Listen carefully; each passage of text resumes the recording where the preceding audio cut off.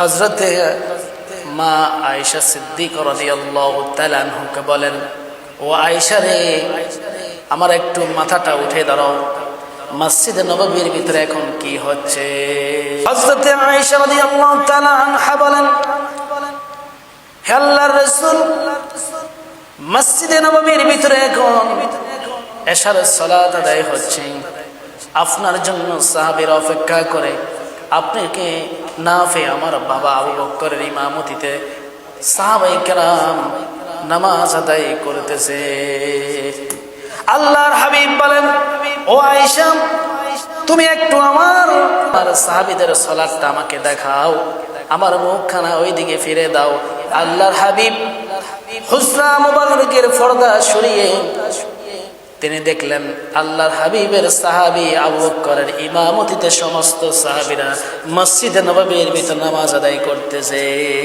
আল্লাহর হাবিব অসুস্থ শরীর নিয়ে মুস্কি মুস্কি হাসেন আর চোখ দিয়ে পানি পড়তেছেন। হযরতে আয়েশা রাদিয়াল্লাহু তাআলা আনহা বলেন, ইয়া রাসূলুল্লাহ, ইয়া হাবিবাল্লাহ, নামাজের দৃশ্য দেখে আপনি কেন কাঁদেন? আবার মুখে হাসি, এটার কারণটা কি?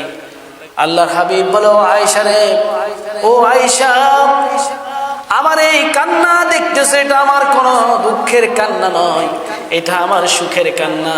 এ সালাত কায়েম করতে গিয়ে উহুদের ময়দানে দান্দান শহীদ হয়েছে, এক সাহাবী শহীদ হয়েছে।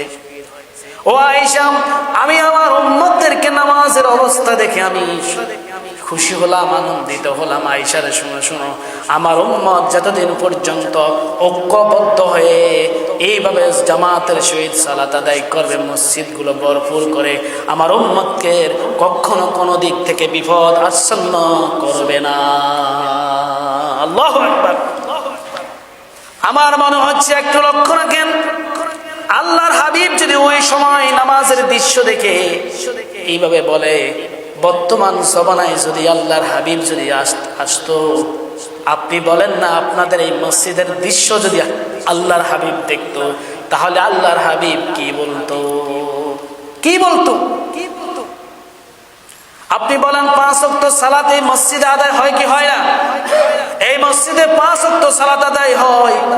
একটু আমার বাবাজিরা একটু বলেন তো, ফজরের নামাজে কয়জন মুসল্লি হয়? আসরের নামাজে কয়জন মুসল্লি হয়? এশার নামাজে কয়জন মুসল্লি হয়? অথচ আপনি দাবি করেন আল্লাহর হাবিবের উম্মত।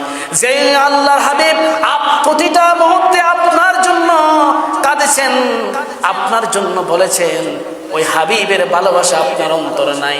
কারণ মুয়াজ্জিন আজান দিচ্ছে, আপনাকে ডাকতেছে বারবার, কিন্তু আপনি মসজিদে না এসে ওখানে বসে বসে আপনি গল্প গুজব করে সময় কাটিয়ে দিচ্ছেন। বলেন তো, আপনি নিজেই হিসাব গ্রহণ করবেন, আপনি কি নবীর উম্মত হতে পেরেছেন?